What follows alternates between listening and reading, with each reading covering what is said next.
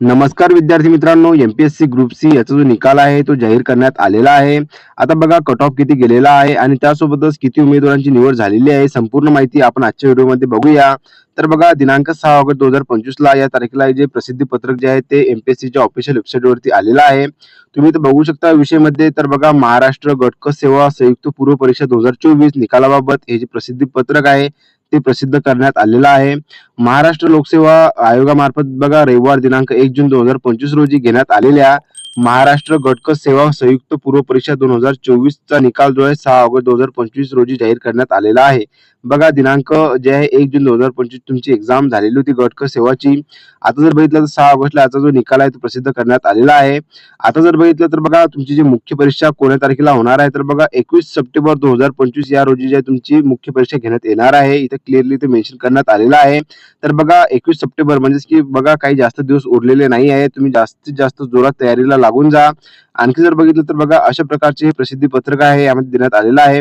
आता बघा आपण थेट जे आहे आपण कट ऑफ बघूया की प्रत्येक कॅटेगरी वाईज कट ऑफ किती गेलेला आहे आणि उमेदवार किती सिलेक्टेड झालेले आहे. तर चला आपण त्यावरती जाऊया.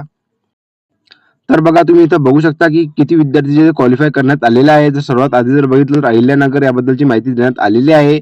Maharashtra group C service combined pre examination 2024 list of qualified candidate जे की इथे देण्यात आलेली आहे.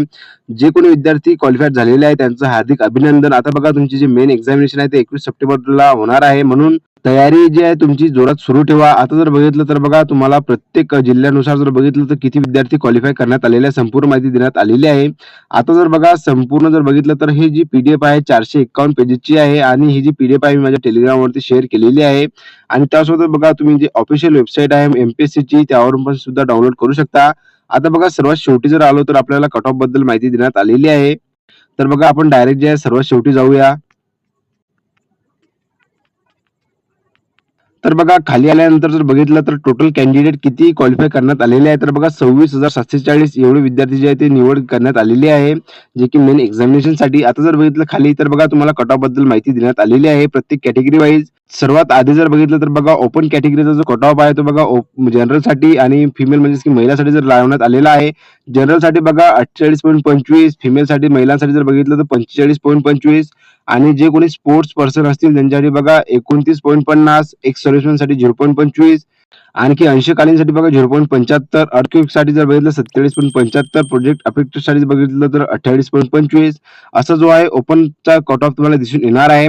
आणि जर बघितलं त्याच खाली तर बघा एससीचा कट ऑफ जर बघितलं जनरलमध्ये किती लागलेला आहे तर बघा 48.25. बघा तुम्हाला इथे दिसून येत असेल की ओपनचा कट ऑफ आणि एससीचा कट ऑफ जो आहे तो सारखाच लागलेला आहे. जर बघितलं आपण तर बघा एससीचा कट ऑफ जर बघितलं तर कमी लागायला पाहिजे, पण बघा एससीचा कट ऑफ जो आहे तुम्हाला ओपनच्या बरोबर दिसून येणार आहे, जो की तुम्ही इथे बघू शकता.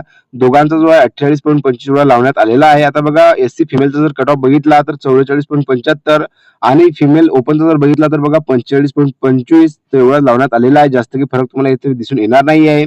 त्यासोबत बघा एसटी कॅटेगरीचा जर बघितला जनरलमध्ये तर बघा 39 एवढा कट ऑफ लावण्यात आलेला आहे आणि फिमेलमध्ये बघा 35 एवढा कट ऑफ दिसून येणार आहे.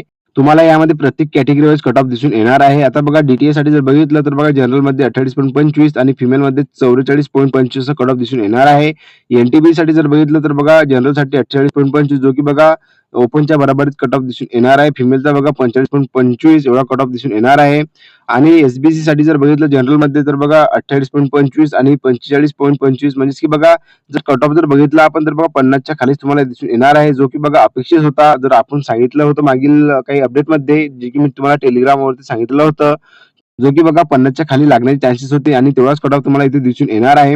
आता बघा एनटीसी साठी जर बघितलं जनरलमध्ये तर बघा 28.25 आणि फिमेलमध्ये बघा तर 45.25 एवढा तुम्हाला कट ऑफ दिसून येणार आहे. आणखी जर बघितलं एनटीटी साठी ओबीसी साठी जर बघितलं तर बघा ओबीसी मध्ये पण बघा ओपनच्या बरोबरीत तुम्हाला कट ऑफ दिसून येणार आहे, जो की बघा 48.25 आणि फिमेल साठी जर बघितलं तर 45.25 एवढा कट ऑफ दिसून येणार आहे. आणि ईडब्ल्यूचा जर कट ऑफ बघितला तर बघा ईडब्ल्यू जनरलचा जर कट ऑफ बघितला आपण तर बघा 38.75 म्हणजे बघा ऍज कम्पेअर जर बघितलं आपण एससी कॅटेगरीचा तर एससी कॅटेगरीपेक्षा पण कमी जो आहे तो ईडब्ल्यूएस कॅटेगरीचा लावण्यात आलेला आहे, जो की बघा 38.75 आणि फिमेलचा 33.25 एवढा कट ऑफ दिसून येणार आहे. आणि एससी बीसीचा जर कट ऑफ बघितला आपण तर बघा जनरलमध्ये 48.25 आणि फिमेलचा जो आहे 45.25 एवढा कट ऑफ दिसून येणार आहे. त्याच खाली बघा दिव्यांगाचा कट ऑफ तुम्हाला यामध्ये दिसून येणार आहे. तर बघा अशा प्रकारचा हा कट ऑफचा डाटा जो आहे मी तुम्हाला सांगण्यात आलेला आहे. आता जर बघितलं तर हा संपूर्ण डाटा मी माझ्या टेलिग्रामवरती शेअर केलेला आहे. त्यावरून तुम्ही सविस्तर बघू शकता. आता बघा मेन एक्झामिनेशनसाठी जर बघितलं जास्त दिवस बाकी राहिलेले नाही आहेत. 21 सप्टेंबरला तुमची जे मेन एक्झामिनेशन असणार आहे. म्हणून तुमची जी तयारी आहे ते जोरात सुरू ठेवा. तर बघा अशा प्रकारची आजची माहिती होती आणि जे विद्यार्थी क्वालिफाय झालेले असतील त्यांचं हार्दिक अभिनंदन. त्यांनी जे आहे चांगल्यात चांगल्या प्रकारे जे आहे मेन एक्झामिनेशनसाठी तयारी करावी, जेणेकरून बघा त्यांची मेन्स एक्झाम पण क्लिअर होऊ शकेल. तर बघा अशा प्रकारची आजची माहिती होती. व्हिडिओ जर का तुम्हाला आवडलेला असेल तर नक्कीच लाईक, शेअर, कमेंट करायला विसरू नका आणि चॅनलवरती पहिल्यांदा आले असाल तर चॅनलला सबस्क्राईब करायला विसरू नका. जेणेकरून बघा प्रत्येक नवीन भरतीची अपडेट किंवा जे काही रिझल्ट बद्दल अपडेट आहे आपण आपल्या चॅनलवरती देत असतो. म्हणून चॅनलला नक्कीच सबस्क्राईब करून ठेवा.